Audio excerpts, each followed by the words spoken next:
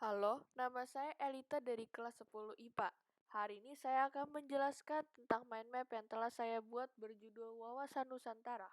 Mind map ini terdiri dari beberapa bagian. Bagian pertama itu adalah penjelasan, kemudian hakikat, selanjutnya asas, selanjutnya tujuan, fungsi, dan kedudukan, kemudian konsepsi Astagatra, kemudian hubungan antar gatra, dan yang terakhir itu adalah implementasi. Sekarang kita akan masuk ke bagian pertama, yaitu mengenai pengertian dari wawasan Nusantara. Pengertian dari wawasan Nusantara diambil dari beberapa teori-teori. Teori-teori tersebut terdiri atas wawasan, latar belakang, falsafah Pancasila, serta pemikiran dalam aspek wilayah, sosial budaya, dan kesejarahan. Kemudian wawasan nasional Indonesia ini adalah arti luas dari seluruh teori-teori ini atau biasa kita sebut juga sebagai wawasan Nusantara. Dalam ketetapan MPR di Lemhanas tahun 1999, wawasan Nusantara memiliki arti secara luas, yaitu cara pandang dan sikap bangsa Indonesia mengenai diri dan lingkungannya yang serba beragam dan bernilai strategis, dengan mengutamakan persatuan dan kesatuan bangsa, serta kesatuan wilayah dalam menyelenggarakan kehidupan bermasyarakat, yang dimana pemerintahan ataupun seluruh aspek kehidupan masyarakat ini dalam proses penyelenggaraan dalam negara itu adanya hubungan timbal balik atau saling menguntungkan satu sama lain. Kemudian, definisi dari wawasan Nusantara itu sendiri ada tiga, secara geopolitik Indonesia, secara etimologis, dan juga secara terminologis.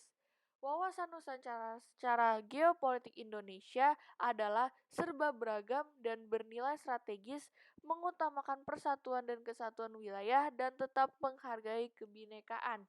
Ini mengandung arti bahwa wawasan Nusantara itu tetap mengutamakan persatuan dan juga kesatuan dalam negara.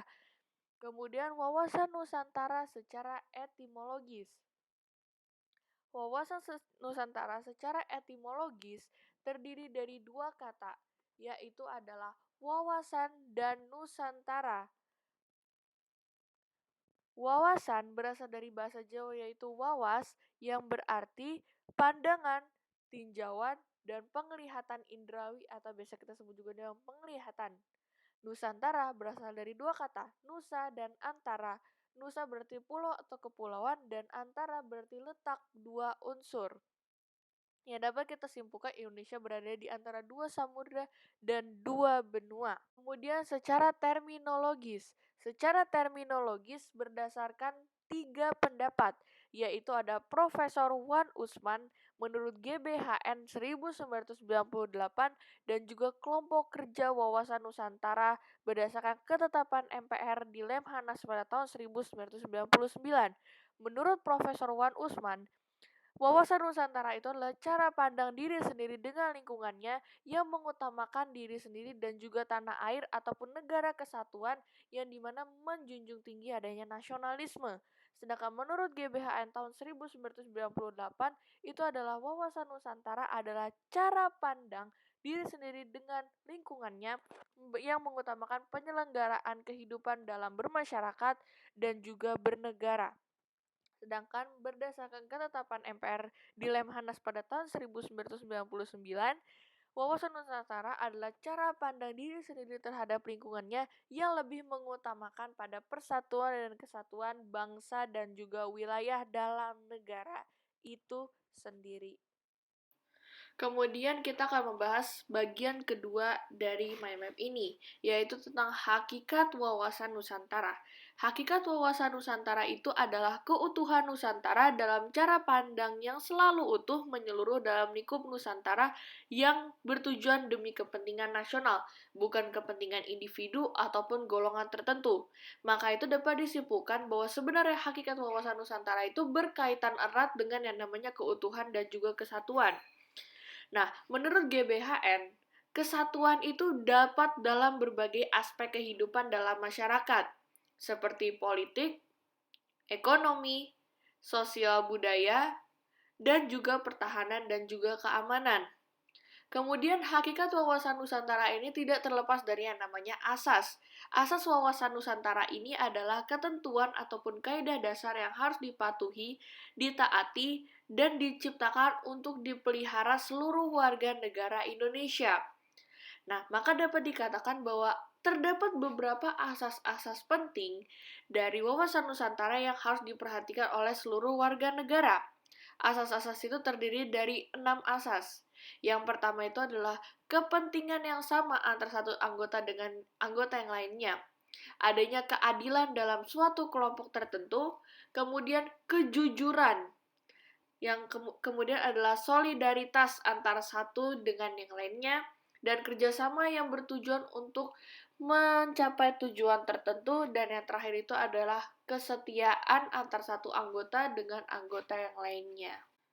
Berikutnya itu adalah tujuan, fungsi, dan kedudukan dari wawasan Nusantara.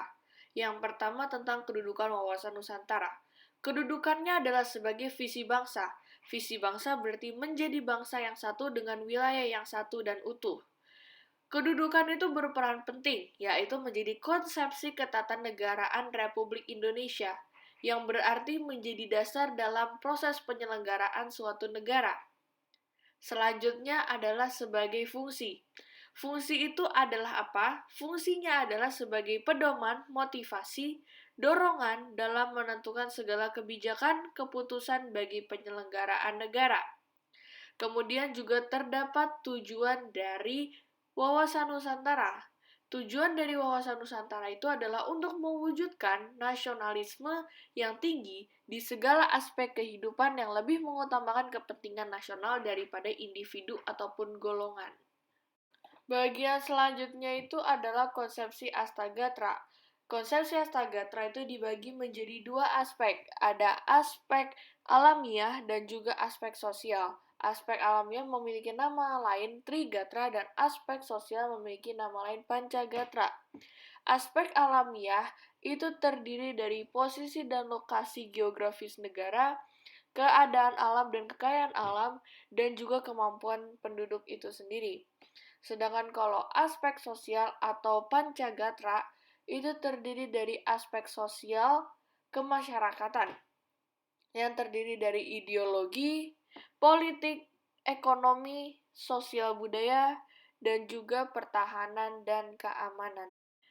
Bagian-bagian dalam aspek sosial ataupun Pancagatra itu terdiri dari ideologi negara, politik, ekonomi, sosial budaya, juga pertahanan dan keamanan. Dapat diartikan bahwa bagian-bagian dari aspek sosial ini memiliki peranan yang berbeda tetapi tetap sama besar.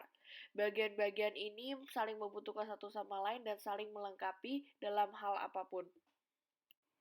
Berikutnya adalah aspek alamiah atau Trigatra. Aspek alamiah atau Trigatra itu memiliki beberapa bagian, yaitu keadaan dan kekayaan alam, keadaan dan kemampuan penduduk, dan letak juga bentuk geografis negara Indonesia. Terdapat dua jenis sumber daya alam. Sumber daya alam dapat diperbaharui dan tidak dapat diperbaharui. Dalam proses pengelolaan sumber daya alam tersebut terdapat 3 asas pengelolaan, yaitu ada asas maksimal, asas lestari, dan asas berdaya asing. Keadaan dan kemampuan penduduk itu meliputi 3 hal, yaitu jumlah penduduk, komposisi penduduk, dan distribusi penduduk atau yang biasa kita sebut natalitas, mortalitas, dan juga migrasi penduduk. Selanjutnya adalah hubungan antar gatra. Hubungan antar gatra itu adalah hubungan timbal balik yang erat antara Trigatra dan juga Pancagatra. Biasa disebut juga dengan korelasi ataupun interdependensi. Dalam arti kata bahwa ketahanan nasional bergantung pada kedua gatra. Kemudian hubungan antar gatra itu dapat berupa gatra geografi, antara gatra geografi dan kependudukan, antara gatra kependudukan dan juga kekayaan alam, serta dapat berupa juga hubungan antara gatra dalam Pancagatra.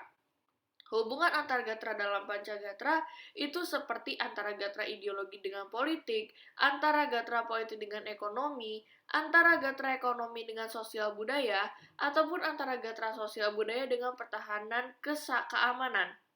Hubungan antar gatra ini juga dapat berupa salah satu aspek dari gatra tersebut berhubungan dengan seluruh aspek yang ada di dalam pancagatra. Sifat yang dimiliki oleh setiap gatra itu adalah yang pertama, gatra itu bersifat alami atau gatra alamiah.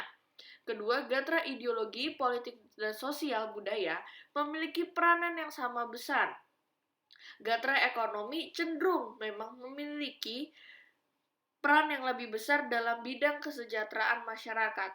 Dan juga gatra pertahanan memiliki peran yang lebih besar dalam mempertahankan suatu keadaan dalam negara ataupun di luar negara.